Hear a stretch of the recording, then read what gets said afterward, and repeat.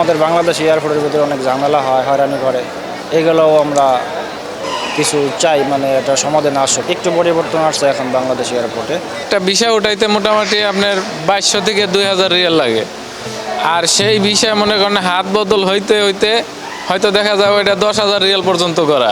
কেন বিদেশ যাওয়া? পুরুষ মানেই তো ভাই ইনকাম করতে হবে, টাকা ছাড়া পুরুষের মূল্য নেই। টাকা কামাইতে হবে, ইনকাম করতে হবে। পড়ালেখা কইরা ভাই বাংলাদেশে বর্তমানে চাকরিটা পাওয়া খুব সমস্যা একটা দাঁড়ায় আছে। চাকরি পাওয়া, ভালো কোনো কিছু করা মোটামুটি সমস্যাই।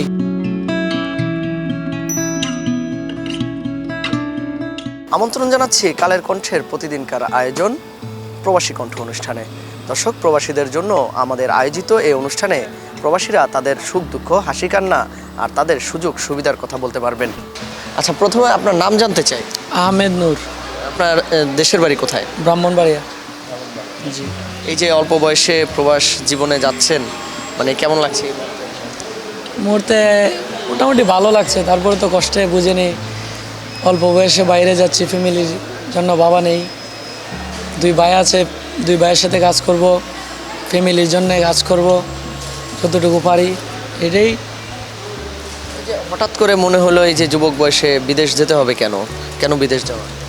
কেন বিদেশ যাওয়া? পুরুষ মানেই তো ভাই ইনকাম করতে হবে, টাকা ছাড়া পুরুষের মূল্য নেই। টাকা কামাইতে হবে, ইনকাম করতে হবে, এটাই জীবন চলার পথে টাকা প্রয়োজন, ইনকাম করতেই হবে। আচ্ছা, এই যে দেশেও তো অনেক মানুষ ইনকাম করে, দেশে তো অনেক ব্যবস্থা আছে, তা রেখেও কেন প্রবাস যেতে হবে? ভাই আমি বর্তমানে অনার্স সেকেন্ড ইয়ারে, এবার ফাইনাল পরীক্ষা দেওয়ার কথা ছিল, বাইরে চলে যাচ্ছি, দিতেছি না।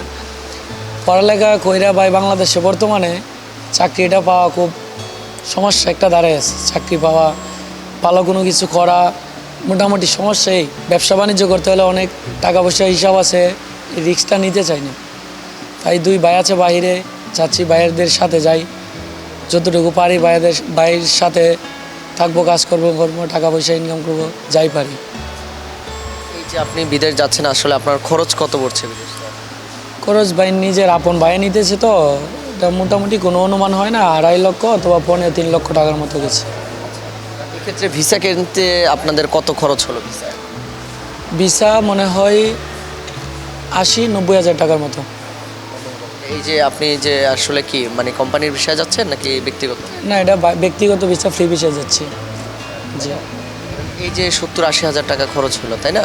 তো অনেক ক্ষেত্রে দেখা যায় যে আমরা দেখি যে ভিসার দাম, যেমন আমরা বেশ কয়েকজনের সাথে কথা বলেছি যে 4 লাখ 5 লাখ টাকাও পড়ে যায়। আসলে এই যে আপনাদের দাবি থাকবে কি, যে এই যে আমরা জানতে পেরেছি যে সরকারি মাধ্যমে গেলে 50-60 হাজার টাকা, 1,60,000 টাকা সরকারি মাধ্যমে সৌদি আরবের সর্বমোট খরচা, যদি সরকারি মাধ্যমে এজেন্সির মাধ্যমে যাওয়া হয়। আর বাকি টাকাগুলো যেগুলো নিতেছে এগুলো সব কিছুই দালালে, একজনের উপরে আরেকজন, একজনের উপরে আরেকজন, এইভাবে। লিগেলি আপনার সরকারিভাবে ট্রাভেলস থেকে যাইলে 1,60,000 টাকা লাগে সৌদি আরব যাইতে, আমি মোটামুটি যতটুকু জানি। ধরেন যে আপনি তো এই প্রথমবার যাচ্ছেন, এর আগে বিমানবন্দরে তো এসেছিলেন, তাই না? সেই সময়ের অবস্থাটা কি, আর এখন কি কোনো পরিবর্তন পাচ্ছেন? এখন পরিবর্তন মোটামুটি আগের চেয়ে পরিবর্তন একটু ভালো এখন আগের চেয়ে। জি। পরিবর্তন হলো মনে হয়? আগে মনে করেন এয়ারপোর্টে আইসা যাত্রীরা অনেক সময় ভোগান্তির শিকার হইতো, এখন মোটামুটি মনে হয় এটা নাই, ভোগান্তির শিকার নাই। আর তারপরে এই যে রেস্ট হাউস, এটা তো আগে ছিল না, নতুন কবে হয়েছে জানি না, তবে আমি ফার্স্ট এটার নাম শুনছি, আজকে আইসা বসছি রেস্টের জন্য। বিদেশ যাওয়া, তাই না? প্রবাসীরা তো বাংলাদেশের যে অর্থনীতির চাকা সেটা সচল রাখে না। এই যে ধরেন যে অনেক দুঃখের মাঝে এটা সুখ নিজের মাতৃভূমির, ধরেন প্রবাসীরা টাকা ইনকামের মাধ্যমে কিন্তু আমাদের দেশটা ব্যাংক ব্যালেন্স সচল আছে। যদি নিজের মাতৃভূমির জন্য কোনো কিছু করা যায়, কিন্তু নিজের গর্বের, আমি টাকা ইনকাম করলাম, আমার টাকাটা আমি বাড়িতে পাঠাইলাম, ব্যাংকের মাধ্যমে পাঠাইলাম, রেমিটেন্স আসলো, দেশেরও উন্নতি হলো, আমারও উন্নতি হলো, নিজের কাছে একটা গর্ব আসে।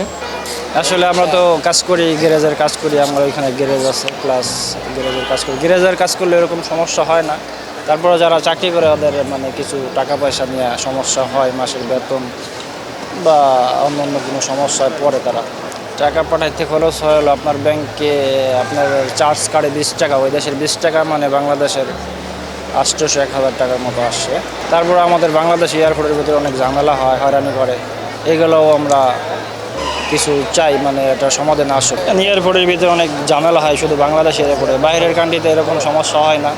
তারা অনেক সেভ করে প্রবাসীদের জন্য, অনেক সেভ করে। বাংলাদেশ এয়ারপোর্টে এরকম সেভ নাই। বাংলাদেশে অনেক গ্যাদারিং হয় এয়ারপোর্টের ভিতরে। একটু পরিবর্তন আসছে এখন বাংলাদেশ এয়ারপোর্টে, প্লাস আগের চেয়ে অনেক একটু পরিবর্তন আসছে বাংলাদেশে।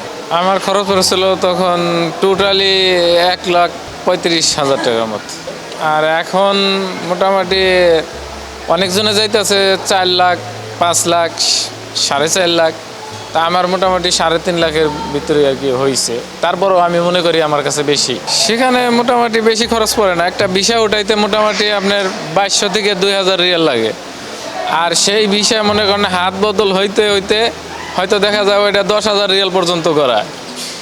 আর আমাদের তারপরও আমাদের এখানে খরচ আছে, যে মেডিকেল খরচ আছে বা এই সেই অনেক কিছু, তারপরে টিকিট খরচ আছে, তাতে মোটামুটি 5 লাখের উপরে বা 5 লাখ এমন পড়ে যায়। এই যে 2000 রিয়ালের কথা বললেন, যে আসলে বাংলা টাকায় ওইখানে কত টাকা হয়, পরবর্তীতে আবার এই যে 7000 রিয়ালের কথা হয়ে যায়।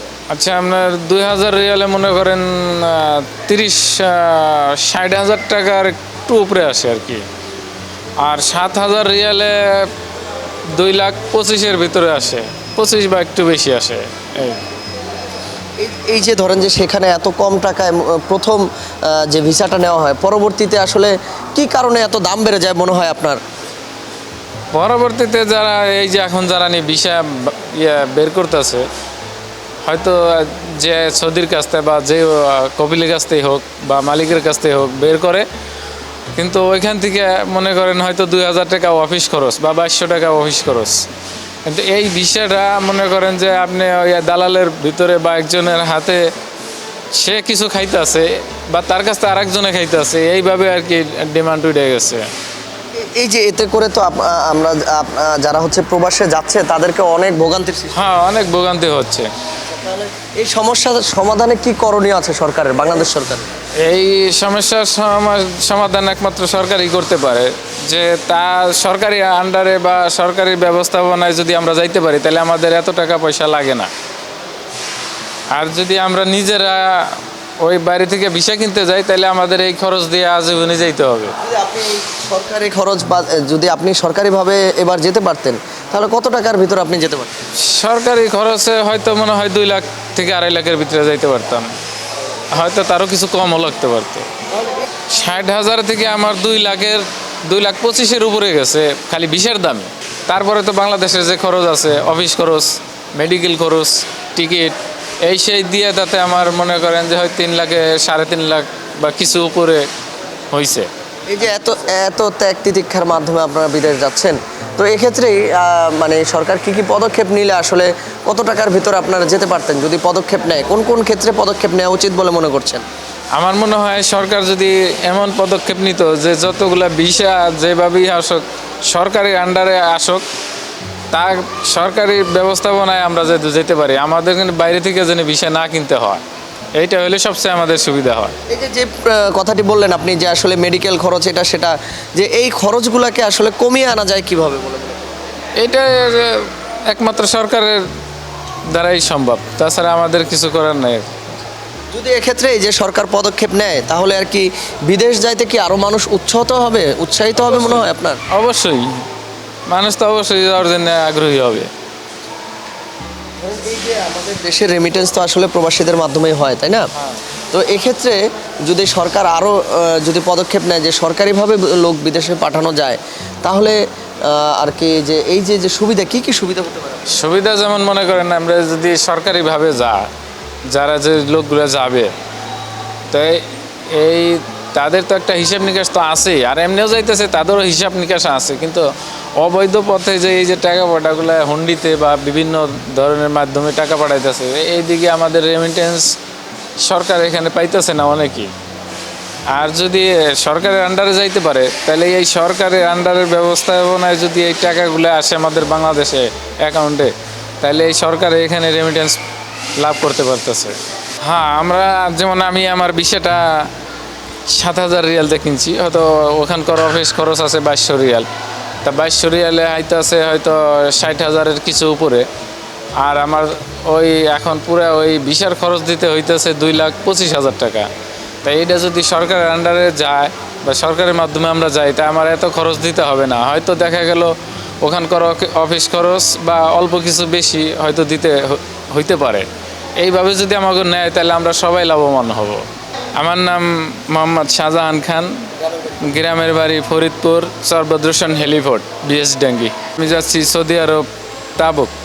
মাত্র 50 থেকে 60,000 টাকার ভিসা দালাল চক্রের হাত ঘুরে হয়ে যাচ্ছে 2 থেকে 3 লাখ টাকা, যাতে বিড়ম্বনায় পড়ছেন প্রবাসীরা। তারা জানিয়েছেন সরকারি ব্যবস্থাপনায় বিদেশ গমনের এই ভিসা পাওয়া গেলে হাতের নাগালে চলে আসবে এর খরচ। দর্শক, আজকের প্রবাসীর কণ্ঠ এ পর্যন্তই। পরবর্তীতে আবারও দেখা হবে প্রবাসীর কণ্ঠ অনুষ্ঠানে। ধন্যবাদ সবাইকে।